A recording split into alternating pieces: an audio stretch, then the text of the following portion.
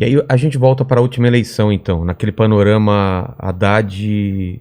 Foi Haddad, né? Haddad. Era o Lula, né? O Lula mentiu que era candidato. O Lula... Até faltar 20 e poucos dias da eleição. Ele sabia que não era, mas enganou a população. Exatamente.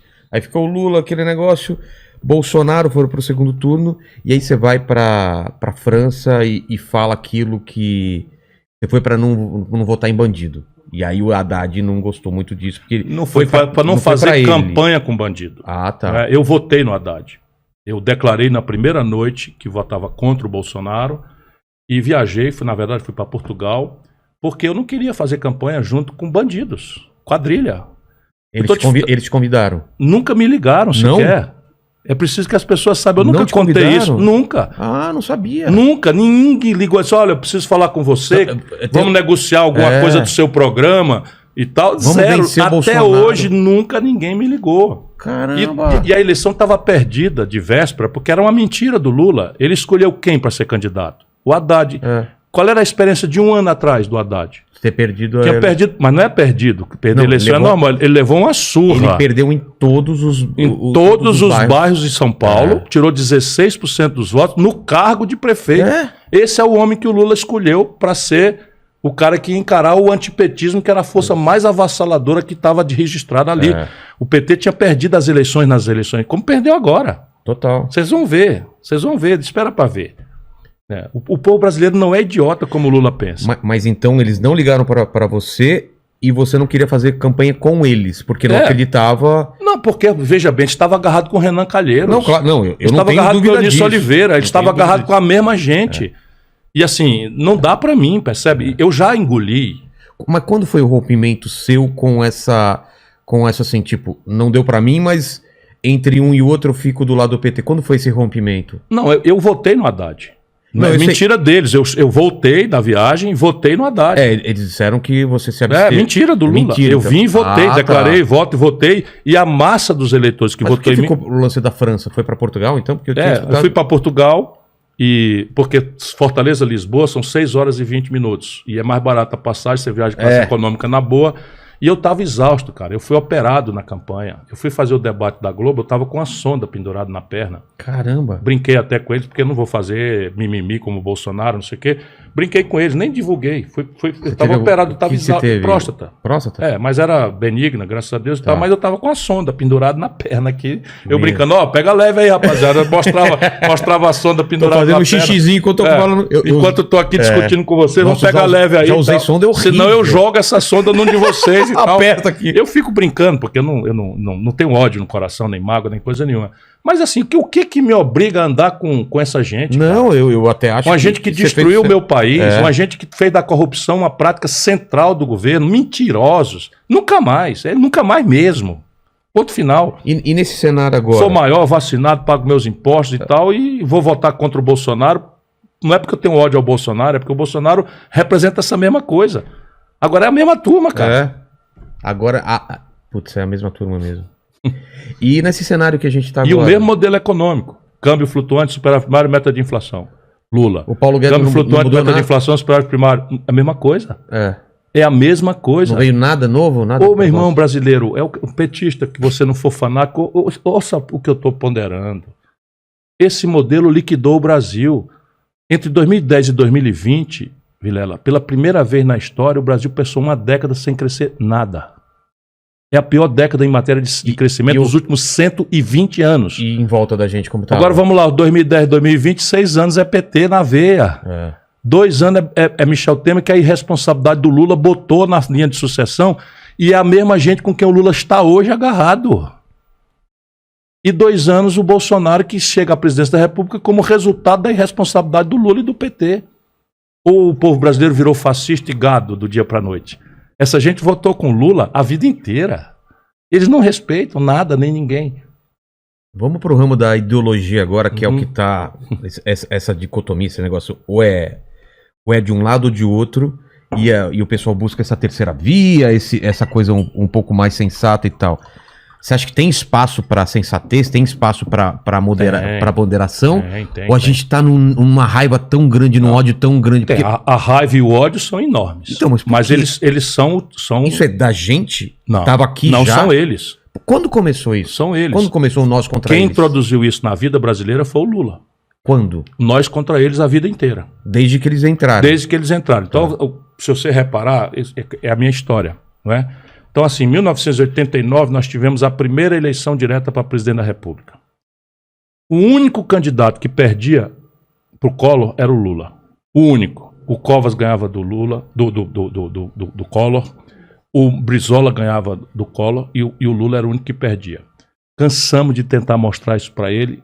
Se impôs, porque todo mundo era corrupto, todo mundo era safado, todo mundo era contra o povo, todo mundo era contra o pobre, só ele que era honrado, só ele que era sério, só petista e tal. Tomou uma surra e nos deu o Collor. Lá atrás ele já tinha ficado contra o Tancredo Neves no colégio eleitoral. Por ele, o Maluf tinha ganho para merdalhar o Brasil mais ainda do que já estava sofrido o país, né? E ele explorar a tragédia do Brasil. É um chupa-sangue, a vida inteira foi. Botou para fora a Beth Mendes e o Ayrton Soares, porque votaram no Tancredo. Por ele, ficou contra a Constituinte. Isso tudo são caminhos. Ficou contra o plano real. Não, pior é o seguinte, na noite do impeachment que nós fizemos juntos, eu era governador. O Itamar avisou para mim, para o Fernando Henrique e para o Tasso, que não ia assumir a presidência da República. Eu contei poucas vezes essa história. Por quê? Como não vou fazer? Não, porque o Quércia e o Fleury estão com a faca no meu pescoço exigindo nomear o ministro da Fazenda. Cara. E o Lula me avisou que vai para a oposição. E nessa condição eu não posso governar, porque eu não vou entregar o Ministério da Fazenda para o Quércia, por razões né, de corrupção, o cacete A4. E se o PT for para a oposição, enfraquece o governo, porque tem que ser um governo de união nacional e tal. Aí fomos para o telefone, eu, Fernando Henrique, Tasso, para ligar, eu falo com o Lula, pô, Lula, isso é irresponsável. Nós lutamos o impeachment, passamos... Qual é a consequência óbvia do impeachment? A posse do vice. Aí agora tu vai para a oposição por oportunismo, quer que o Brasil se desastre. E nós do PSDB, eu era na época o único governador do PSDB, tinha ajudado a fundar o PSDB, e nós vamos para a oposição também, muito bonito isso. A irresponsabilidade da gente jogar o Brasil no desastre para explorar o desastre e a gente se eleger. Não, mas você sabe, o PT é assim mesmo, não sei o que e tal. Expulsou a Erundina, porque o Itamar nomeou. Percebe por que entorna? É porque eu engoli demais, cara. O mal que esse cidadão tem feito ao Brasil já é muito maior do que o bem que ele fez. Mas me parece que o Lula tem um ego absurdamente... É doente. É doentio. E agora está piorado. Por quê? Porque ele tinha alguns amigos muito sérios, Márcio Tomás Bastos, Cuxiquem, Marco Aurélio Garcia, e todos eles morreram. Hoje o Lula está cercado de puxa-saco de quinta categoria, que só diz parabéns, maravilha, maravilhoso. Ninguém diz nada para as maluquices que o Lula fala, para as bobagens que ele faz, porque ele agora considera que o crime compensa. E assim, não quer debater comigo, não quer debater com ninguém, quer se eleger sem dar opinião de nada, só pela negação do Bolsonaro, como se a gente pudesse resolver o drama do Brasil sem debater, sem envolver o nosso povo, para entender as coisas. Não, todo mundo tem que ir pelo beiço votar no São Lula, porque diz que agora a eleição é ele ou o fascismo. Espera um pouquinho. Eu não sou fascista, não tenho nada a ver com o Bolsonaro nem com o Lula, eu sou outra coisa. E é clara, a proposta é escrita. Não fujo do debate, estou aqui no podcast porque considero importante falar com a juventude brasileira, falar dos problemas, dizer o nome e deixa o povo decidir, cara. Mas né? a gente não vai ficar naquele debate ainda de minoria, de aborto. Eu não estou falando que não é... Sim, não isso daí é o seguinte... Eu não acho que não é importante. Não, é muito importante, mas não é essa a agenda do povo. Você acha que teve ditadura, não, mas não é isso que a gente está precisando agora. Ô, meu irmão, parabéns. Porque, repare, todas essas questões... elas são aquilo que configura uma agenda identitária, de costumes, que são internacionais. E se você bem reparar, elas viraram um elemento em que a direita internacional, especialmente num país frágil como o nosso, manipula o debate. Como? Se eu deixar o povo discutir aquilo que interessa, tá empregado ou está desempregado? Teu salário é decente ou é indecente? A tua condição de trabalho é formal? Tem segurança ou não tem? Ou não tem? Você tem segurança ou não tem? Saúde ou não tem? Educação dos seus filhos vai bem ou vai mal? O povo vota para mudar, cara. Claro. Vota de forma progressista. Não, eu pego então e digo assim, não vamos deixar o povo discutir as coisas que interessam e que a política resolve. Porque isso é que a política pode resolver. Exatamente. Não, vamos agora dizer, vamos meter questões religiosas e questões de costume, questões morais, que não tem solução, porque é um debate... religioso. Então repare, o direito da mulher administrar o seu próprio corpo parece uma conquista humanista civilizatória. Mas para os religiosos, o aborto é uma abominação. Aí eu pego um pobre, desempregado, ferrado, com aluguel salário, com o nome no SPC, e ao invés de dar a ele o direito de discutir como é que ele sai disso, eu insulto a cabeça dele com uma questão que lhe é muito cara, do ponto de vista moral não, e ele ou sai religioso. Do debate, ele fala, não quero saber disso. Sim, pois esse é o desserviço que essa esquerda petista fez ao Brasil. Aí você vê no Rio de Janeiro. Você vê no Rio de Janeiro. Tomou como dono deles também. Sim, mas isso é o seguinte, não é uma agenda que tenha solução, porque os universos de valor são distintos. E o papel de um presidente nesses assuntos é promover o debate sem parte. Claro. Respeitar as diferenças, os pontos de vista, a diversidade. E estabelecer uma discussão generosa que respeite os religiosos, que respeite a moral da família, sim, que respeite a forma com que eu considero que seja razoável educar o meu filho, sob o ponto de vista dos valores. Esse é o papel do presidente da República. E aí eu deixo a política fazer isso. Então eu tenho uma economia degringolada, eu tenho a corrupção levada ao centro do debate e eu, como não tenho como explicar essas contradições, eu me refugio numa agenda identitária que fala para minorias de bucho cheio, né? E que colidem frontalmente com a moral popular, com a religiosidade popular. Eu tô noutra, cara. Exatamente. E o PT não entendeu isso, eu falo, né, sobre isso. Entende. Tem essa parte aí também. Entende. O PT entende muito bem disso. Apenas o que eles querem. Eles querem que o povo se lixe, desde que eles ganhem a eleição. Mas eu posso estar enganado, mas eu vejo um afastamento do que realmente o Lula pensa e do que o PT diz que ele pensa, ou do que o PT... Porque a gente sabe o que o Lula pensa, a gente sabe... Você sabe? Me conta pra mim. Não, tô falando... Nesses assuntos? Nesses assuntos. O Lula é o cara mais reacionário, rapaz. O Lula é homofóbico. Então, é isso que eu tô falando, as declarações dele. Ele elogiou o Hitler... O Lula é machista. O Lula disse na minha frente, no debate, na Globo, das eleições de 2002, que a forma de apurar se uma pessoa era negra ou não era fazer exame de sangue, cara. Caramba, cara. Quem duvidar é só pegar o arquivo do jornal, do debate da Globo das eleições de 2002. Não, esse elogio ao Hitler é uma entrevista para Playboy, não estou inventando isso daí não. É o lance do Pelotas. Isso. E pronto, mas para essa gente o Lula pode andar pelado na rua, bater na mãe, falar palavrão com Jesus, e é igual o bolsonarista boçal. Mas é isso que eu ia falar. É a mesma coisa. Essa direita que falava que o pessoal adorava o Lula e ele podia falar qualquer besteira que eles falavam amém, estão fazendo a mesma coisa com o Bolsonaro. E provavelmente estão atacando a gente no chat agora, porque não vem isso daí. Ok, ataca, não tem problema, mas responde o que nós estamos falando, o que eu estou falando. Poupa aqui o apresentador. Fala para mim, ok, tu pode me chamar de coronel, eu que sou o cara que mais investia em educação, não tenho rádio, não tenho TV. Eu queria saber também de onde vem isso do coronel. É preconceito contra o Nordeste. Então, o que é o coronel lá no... Coronel é o cara que manda... É o chefe, dono de terra, que diz da vida e da morte das pessoas. Olha, nós nos elegemos no Ceará derrotando os coronéis. E o estado que tem hoje os melhores indicadores de educação pública do Brasil é o nosso pobre e difícil estado do Ceará. E eu não estou falando de mim, estou falando de muita gente boa, especialmente os professores que estão fazendo essa revolução. É só olhar no Google. Eu estou pedindo sempre para as pessoas, para não acreditar, a conversa de política é sempre...